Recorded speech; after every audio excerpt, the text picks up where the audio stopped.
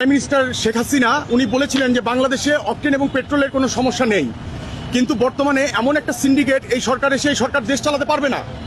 আমরা যেভাবে যা করতেছি তাতে এই সরকার দেশ চালাতে পারবে না। দেশে দুর্ভিক্ষ, এইটা করোনার সময় যে অবস্থা ছিল তার থেকে আপনার কঠিন অবস্থা বাংলাদেশে ওরকম খারাপ অবস্থা এখনো হয়নি, কিন্তু যে অবস্থায় এখন এই তেলের এই সংকট, আমরা 4 ঘন্টা ধরে লাইনে আগাচ্ছি, ধীরে ধীরে আগাচ্ছি, আমাদের যে পরিস্থিতি, তারপরে 500 টাকার তেল দেওয়া হচ্ছে।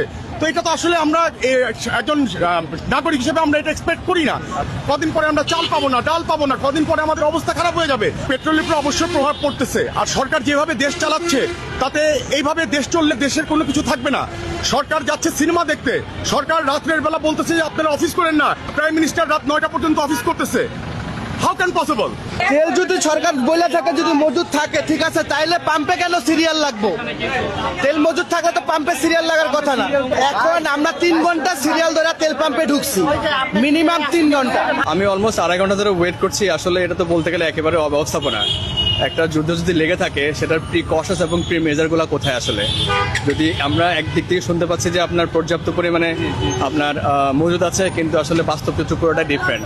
সো এটা টোটালি আনএক্সপেক্টেড। মানে it shouldn't be a plan, as he said that I have a plan. এটা খুবই আনএক্সপেক্টেড। এখন এত পেট্রোল পাম্প বন্ধ কেন? আমার ঢাকা শহরের মধ্যে গাবতলী থেকে এখান থেকে শুরু করে গাবতলী পর্যন্ত 50টা পেট্রোল পাম্প আছে। হ্যাঁ, 50টার মধ্যে আপনি গিয়ে দেখেন তো 45টাই বন্ধ। আমরা যদি তেলের যদি সংকট থাকে, তাহলে মন্ত্রী মহোদয় বলতেছে কি তেলের তো সংকট নাই। আপনি কেমন করে বুঝলেন যে তেলের সংকট আছে? আমি কি করে বুঝবো যে কি তেলের সংকট আছে? কিন্তু মন্ত্রী মহোদয় তো, আমরা তো প্রতিনিয়ত সংবাদের মধ্যে শুনতেছি কি আমার তেলের কোনো সংকট নেই। তেল আমাদের হরমুজ প্রণালী থেকে যে আমাদের তেল তো ছাইড়া দিছে। আমার তেল ছাইড়া দিছে না, ছাইড়া দিছে তো, ওখানে তো কোনো বন্ধ নাই।